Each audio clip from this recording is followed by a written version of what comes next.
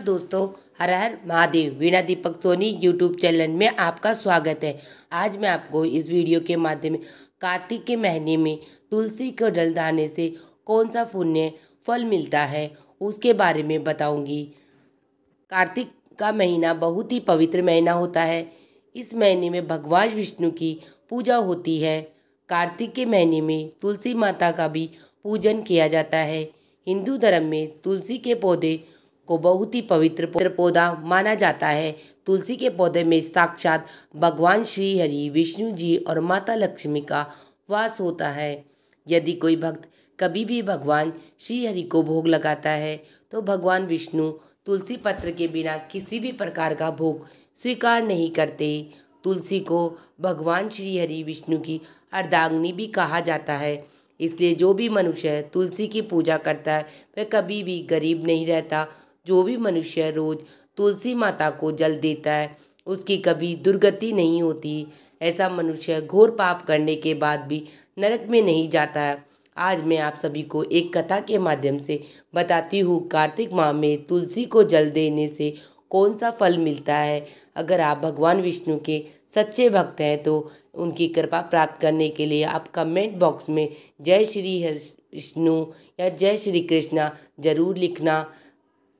मैं कथा कहानी सुनाती हूँ। एक समय की बात है, भगवान विष्णु जी के पास माता लक्ष्मी जी आती है और विष्णु जी से कहती है, हे स्वामी, आप तो तीनों लोकों के स्वामी हैं, आप ही सृष्टि के संचालक हो, परंतु आप भी इस तुलसी के पौधे की पूजा क्यों करते हो?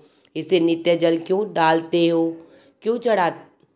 मैं इस पौधे को जल चढ़ाने का महत्व जानना चाहता ही हूँ। माता लक्ष्मी बात सुनने के बाद भगवान विष्णु बोले, हे देवी लक्ष्मी, तुलसी साक्षात लक्ष्मी जी का ही रूप है।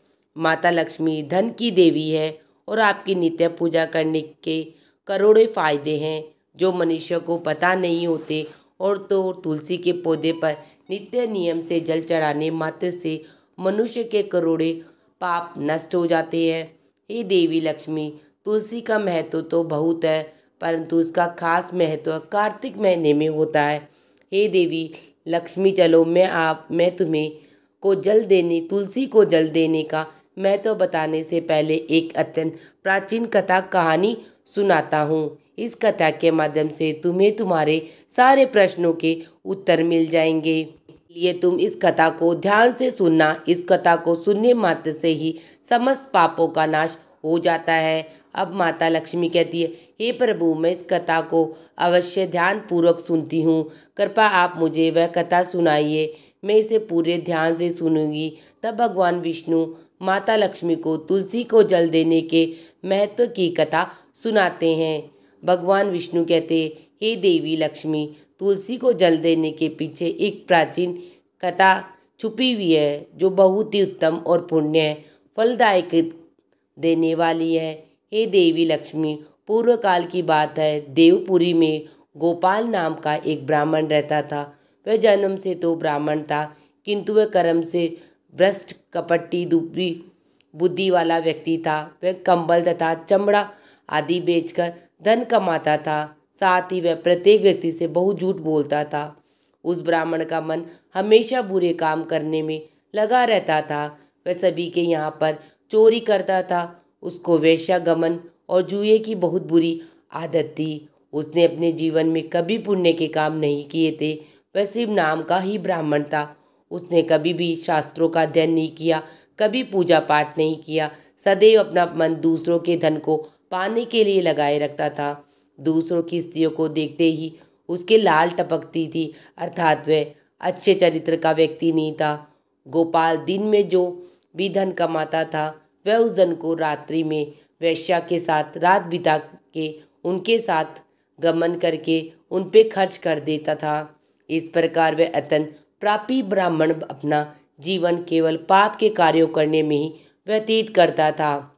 वह इतना कपटी ब्राह्मण था, उसने मुख से कभी भी भगवान श्री हरि विष्णु का नाम भी नहीं लिया था और न कभी देवी देवताओं का पूजन किया करता था। अब भगवान विष्णु कहते हैं, हे देवी लक्ष्मी, इस प्रकार से पाप करते उस ब्राह्मण को अनेक वर्ष बीत जाते हैं। फिर भी दिन एक दिन उस ब्राह्मण ने कंबल खरीदी और बिक्री करने के लिए अरुणाचल नगरी में पहुंच जाता है। अब उस नगर के पास जो नर्मदा नदी बहती थी, वह नदी बहुत ही पावन पवित्र नदी थी। इसलिए उस नदी में स्नान करने के लिए दूर दूर से बहुत से लोग आया करते थे।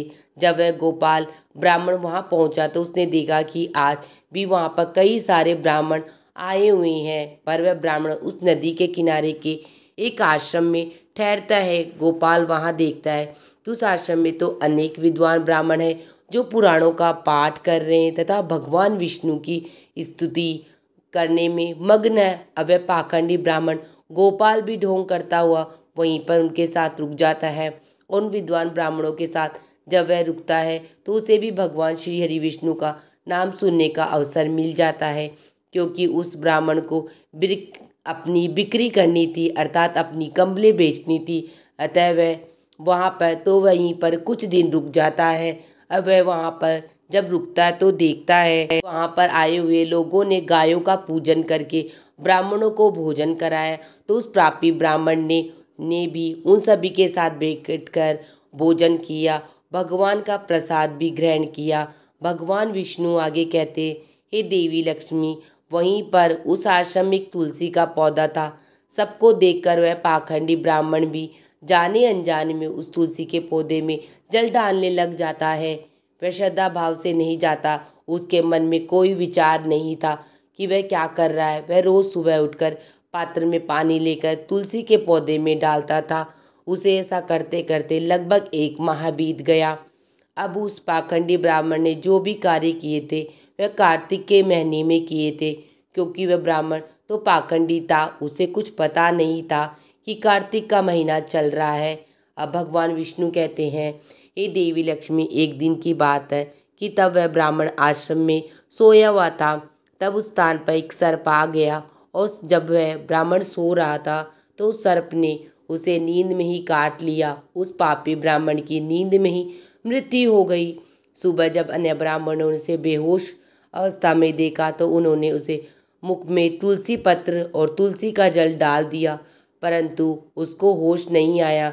फिर सभी ब्राह्मणों को पता चलेगा उसकी मृत्यु हो गई है।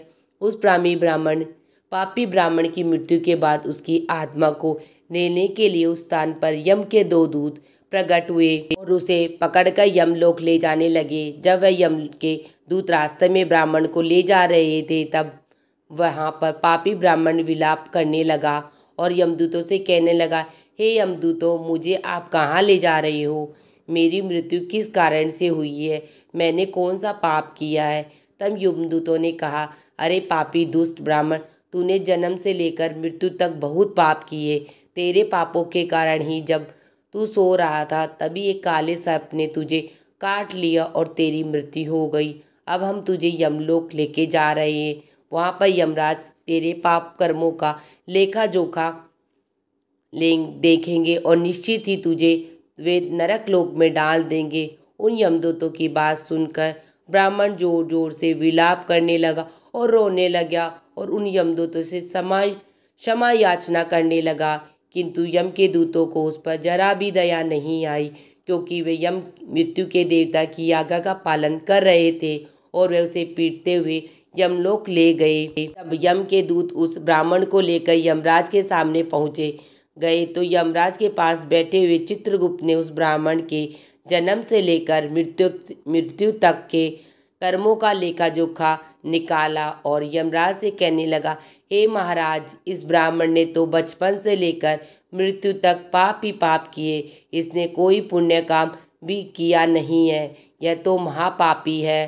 तब यमराज बोले, अरे इसे तुरंत ही मेरी नज़रों से दूर कर दिया जाए और कभी पाप नरक में डाल दिया जाए। तब यमराज भी उस दूत से कहते हैं, हे दूत, जीवन भर पाप करने वाले इस दुष्ट ब्राह्मण को उठाकर ले जाओ और इसे पाप नरक में डाल दो। यमराज के आदेशों का पालन करते हुए यमदूत उस पापी ब्राह्मण को लेकर चले गए। उसे बड़े बड़े मुद्दर से पीटने लगे, जिससे उस ब्राह्मण का मस्तक टूट गया और वे उसे कुंभीपाक नामक नगर में नरक में ले गए। उस भयंकर नरक में खोलते हुए तेल के बड़े बड़े घड़े थे, जिसके नीचे भयंकर आग की लपटें जल रही थी। भयंकर अग्नि धधक रही थी। यमराज के आदेशों का पालन करते हुए उन यमराज के दूत ने उस ब्राह्मण कुछ खोलते हुए तेल के घड़े में डाल दिया। अब भगवान विष्णु कहते हैं, हे देवी लक्ष्मी। लेकिन जैसे ही वह ब्राह्मण उस खोलते हुए तेल के घड़े में गिरा, वह तेल तुरंत ही एकदम से ठंडा पड़ गया। इस विचित्र घटना को देखकर सब यम के दूत को बड़ा आश्चर्य हुआ। उसने सोचा कि अरे, ऐसा पहले कभी नहीं हुआ था। आज इस ब्राह्मण को इसमें डालने पर यह ठंडा कैसे हो गया? उसने कितने ही पापियों को उस तेल के घड़े में डाला था। वे सभी उस खोलते तेल में गिरकर झटपटाने लगते थे। लेकिन जैसे ही वे ब्राह्मण उस तेल में गिरा, तब वह तेल अचानक से शांत और शीतल हो गया। इस आश्चर्यजनक घटना को देखते ही वे यम तीव्र गति से दौड़ता हुआ सीधा यमराज जी के पास पहुंचा। तब उस यमदूत को इतना घबराया हुआ देखकर यमराज ने पूछा कि दूत, क्या बात है? आखिर तुम इतनी तीव्र गति से दौड़ते हुए क्यों आ रहे हो? फिर वह दूत कहता, हे यमराज, आपने जिस ब्राह्मण को कुंभी पाक नरक में डालने के लिए कहा था, हमने वैसा ही किया। और जैसे ही हमने उसे कुंभी पाक नरक में डाला, तब नरक की अग्नि बुझ गई और वह खोलता हुआ तेल भी बिल्कुल ठंडा पड़ गया। अब यमराज भी कहते हैं, हे दूत, यह तो बड़ी ही विचित्र घटना है। ऐसा तो पहले कभी नहीं हुआ। अब यमराज भी अपने मन में विचार कर रहे होते हैं। तभी उस स्थान पे देवर्षि नारद जी पधार जाते हैं।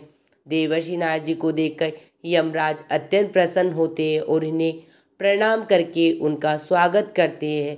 फिर यमराज नारद जी से कहते हैं, हे देवर्षि नारद, आप उचित समय पर आए हैं। हमने आज एक अत्यंत पापी ब्राह्मण को कुंभी पाक नरक में गिराया है। तो उसके गिरते ही नरक की अग्नि ठंडी पड़ गई और खोलता हुआ तेल भी शीतल बन गया।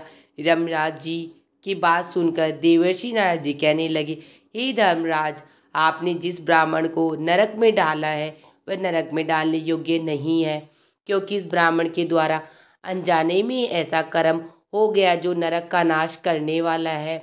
जो पुण्य कर्म करने वाले लोगों के साथ रहता है, से उनके पुण्य का भागफल मिल जाता है। और यह ब्राह्मण तो 1 महीने तक भगवान श्री विष्णु जी के भक्तों के साथ रह चुका है। इस ब्राह्मण ने एक आश्रम में रहते हुए नित्यम तुलसी को जल अर्पण किया है, इसलिए बहुत बड़ा पुण्यवान बन गया है। इसके समस्त पाप नष्ट हो गए और यह ब्राह्मण अब स्वर्ग लोक जाने का अधिकारी बन गया है। इस ब्राह्मण ने अनजाने में इतना पुण्य कमाया जो जन्म जन्मांतर मनुष्य को प्राप्त नहीं होता है, इसलिए आप इसे नरक में नहीं ले जाओ। इस ब्राह्मण के पापों के लिए से केवल इतना दंड ही दो, इसे नरक लोक का दर्शन करवाओ। भगवान विष्णु कहते हैं, हे देवी लक्ष्मी। देवर्षि नारद की बात सुनकर यमराज अत्यंत प्रसन्न होते हैं। उस ब्राह्मण को कुंभी पाक नरक से निकाल कर लाते हैं और अपने दूतों से कहते हैं, हे दूत, इस ब्राह्मण महात्मा को ले जाओ और संपूर्ण नरकों का दर्शन कराओ। यमराज की बात को सुनकर यम के दूत उस ब्राह्मण को ले जाते हैं, उसे संपूर्ण नरकों का दर्शन कराते हैं। इस प्रकार से यम के दूत उस ब्राह्मण को संपूर्ण नरकों का दर्शन कराते हैं, फिर उसे यमलोक में ले जाते हैं और फिर वह ब्राह्मण एक यक्ष बन जाता है। अब भगवान विष्णु कहते हैं, हे देवी लक्ष्मी, जैसे मुझे कैलाश पर्वत प्रिय है, वैसे ही मनुष्य नित्य तुलसी जी की पूजा करता है, तुलसी को जल देता है, वह मुझे सबसे अधिक प्रिय है। उस मनुष्य की कभी भी दुर्गति नहीं होती है, वह कभी भी नरक में नहीं जाता। जिन घरों में तुलसी का पौधा सदैव ही हरा भरा रहता है, उस घर में सुख शांति समृद्धि बनी रहती है। हे देवी, साथ ही भगवान विष्णु की पूजा में और उन्हें चढ़ाए जाने वाले भोग में तुलसी पत्र अवश्य होने चाहिए, क्योंकि तुलसी के पत्र के बिना भगवान विष्णु किसी भी प्रकार का भोग स्वीकार नहीं करते। इसीलिए प्रत्येक घर में तुलसी का पौधा अवश्य होना चाहिए। अगर आपके घर में तुलसी है तो सुख शांति और समृद्धि के लिए कार्तिक मास में तुलसी को चुनरी अवश्य चढ़ानी चाहिए। हमेशा ध्यान रहे कि तुलसी का पौधा चुनरी के बिना अधूरा होता है। तुलसी केवल पौधा ही नहीं बल्कि वह एक देवी है, त्रिलोक के स्वामी भगवान विष्णु की पत्नी है। इसीलिए तुलसी को चुनरी अवश्य ही चढ़ाना चाहिए। इससे पति पत्नी में प्रेम और विश्वास बढ़ता है। घर में रहने वाली महिलाएं सदा सुहागन और सौभाग्यशाली रहती है। तुलसी का विवाह भी अवश्य ही करना चाहिए। इससे मनुष्य के सभी दुखों का अंत होता है और सांसारिक सुख जीवन में सुखमय बीतता है। तुलसी के पौधे के पास अपने मुख से कभी भी कोई अपशब्द नहीं बोलना चाहिए।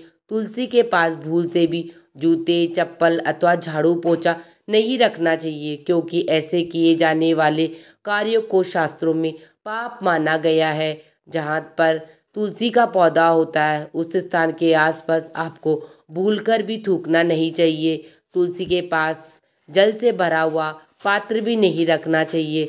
तुलसी के पौधे के पास दीपक जलाने के बाद दीपक को वहाँ से हटा देना चाहिए, क्योंकि तुलसी के नीचे बुझा हुआ दीपक रखना अशुभ माना जाता है। जिस स्थान पर भी तुलसी का पौधा होता है उस स्थान को हमेशा ही स्वच्छ रखना चाहिए। इसीलिए नियमित रूप से तुलसी के पौधे के पास साफ सफाई का ध्यान रखें।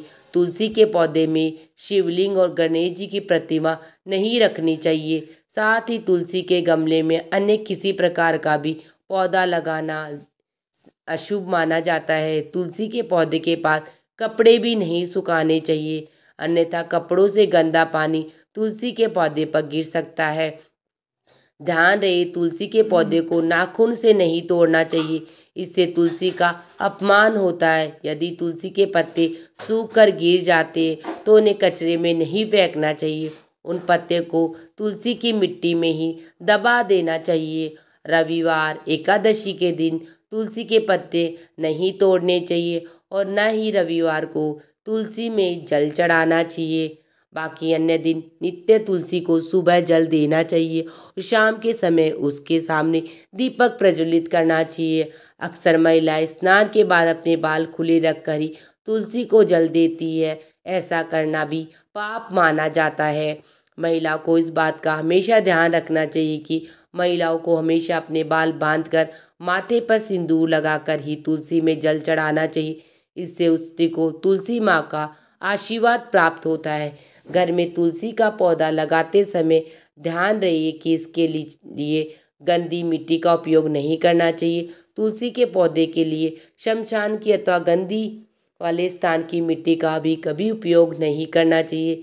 इससे तुलसी माँ रूठ जाती है और सूखने लगती है। तुलसी का पौधा कभी भी गंदे स्थान पर नहीं लगाना चाहिए, जैसे नाली अथवा बाथरूम के पास। इन स्थानों पर तुलसी का पौधा कभी भी नहीं लगाना चाहिए, अन्यथा गंदा पानी तुलसी के पौधे में गिर सकता है, जो कि प्रत्येक मनुष्य के लिए बहुत ही अशुभ माना गया है। घर में तुलसी का पौधा कभी भी सूखना नहीं चाहिए। शास्त्रों में भी ऐसी मान्यता है कि तुलसी के पौधे के सूखने से अकाल मृत्यु की सूचना प्राप्त होती है। घर में तुलसी का पौधा सूख जाए तो घर की सुख समृद्धि समाप्त हो जाती है। सूखी हुई तुलसी में माँ लक्ष्मी का निवास नहीं होता है। शास्त्रों के अनुसार मासिक धर्म के दौरान महिलाओं को तुलसी के पौधे में पानी नहीं डालना चाहिए और तुलसी के पौधे को स्पर्श भी नहीं करना चाहिए। यह उन महिलाओं के लिए वर्जित है। तुलसी को बिना स्नान किए जल नहीं देना चाहिए और पैरों में चप्पल आदि पहनकर भी तुलसी को जल नहीं देना चाहिए। तुलसी को जल देते समय ध्यान रहे कि वह जल आपके पैरों पे ना पड़े, इससे तुलसी माता का अपमान होता है। अब भगवान विष्णु कहते हैं, हे देवी लक्ष्मी, तुलसी पर कभी भी जूठा पानी नहीं डालना चाहिए, इससे तुलसी माता रूठ जाती है और नित्य तुलसी के दर्शन से मनुष्य को स्वर्ग की प्राप्ति होती है। तुलसी के पत्र के सेवन से मनुष्य के सभी पाप नष्ट हो जाते हैं। तुलसी का पौधा हमेशा ही घर के सामने लगाना चाहिए। इससे पूर्व अथवा उत्तर दिशा में लगाने से आपको शुभ संकेत प्राप्त होते हैं। तुलसी के पास मरुस्थलीय पौधे रखना बेहद ही अशुभ माना जाता है। ऐसे पौधों से नकारात्मक ऊर्जा निकलती है। शास्त्रों में भी कहा गया है, जिन पौधों से हरी भरी कलियों की उत्पत्ति ना हो उसके स्थान पर कांटे निकलते हो, ऐसे पौधे को तुलसी के पास कभी नहीं रखना चाहिए। शास्त्रों में केले के पौधे का विशेष महत्व बताया गया है। अगर आप तुलसी के पौधे के पास केले का पेड़ लगा देते हैं तो इसका कई गुना अधिक लाभ आप लोगों को प्राप्त होगा। केले के पेड़ में भगवान श्री हरि विष्णु का निवास होता है, इसीलिए तुलसी के पास लगाने से घर में सुख, समृद्धि और ऐश्वर्य की प्राप्ति होती है। तुलसी के पौधे में शालिग्राम अवश्य रखना चाहिए। तुलसी के गमले में शालिग्राम रखने से तुलसी का और भी अधिक शुभ प्रभाव आपको देखने को मिलेगा। शालिग्राम भगवान विष्णु को भगवान का निराकार रूप माना जाता है। ये काले रंग का पत्थर होता है जिसे विलक्षण और मूल्यवान माना गया है। इसे अगर तुलसी के गमले में रखें तो आपके घर से संपूर्ण नकारात्मक ऊर्जा नष्ट हो जाएगी। घर में केवल एक ही शालिग्राम की पूजा करनी चाहिए। पुराणों में कहा गया है भगवान विष्णु की मूर्ति से बढ़कर शालिग्राम का पूजन करना ज़्यादा उत्तम होता है। शालिग्राम को चंदन लगाने के बाद एक तुलसी का पत्ता रखना चाहिए। प्रतिदिन शालिग्राम को स्नान कराना चाहिए। ऐसा करने से सभी जन्मों के पाप नष्ट हो जाते हैं। शालिग्राम भगवान सकारात्मक और सात्विकता का प्रतीक होते हैं। भगवान विष्णु कहते हैं कि हे देवी लक्ष्मी, जो भी मनुष्य मेरे द्वारा बताई इन बातों पर अमल करता है वह निश्चित ही बहुत ही जल्द सुखी और करोड़पति समृद्धशाली बन जाता है। तब माता लक्ष्मी कहती है, हे नाथ, आपका मुझे इस कथा का श्रवण कराने के लिए धन्यवाद। इस प्रकार से भगवान विष्णु ने देवी लक्ष्मी को कार्तिक माह में तुलसी के पौधे को जल देने का महत्व बताया और घर में तुलसी का पौधा लगाने के नियम बताए। जो भी मनुष्य भगवान विष्णु के द्वारा बताई गई इन बातों को ध्यान में रखकर चलता है वह अवश्य ही उसे पुण्य फल की प्राप्ति होती है और काल भी उसका कुछ नहीं बिगाड़ सकता। आपको मेरे द्वारा सुनाई गई कथा कहानी कैसी लगी तुलसी माता की, मुझे कमेंट बॉक्स में जय श्री कृष्णा हर हर महादेव लिख के जरूर बताना। वीडियो पसंद आई तो चैनल को लाइक एंड सब्सक्राइब जरूर करना, शेयर करना तो बिल्कुल मत भूलना। हर हर महादेव।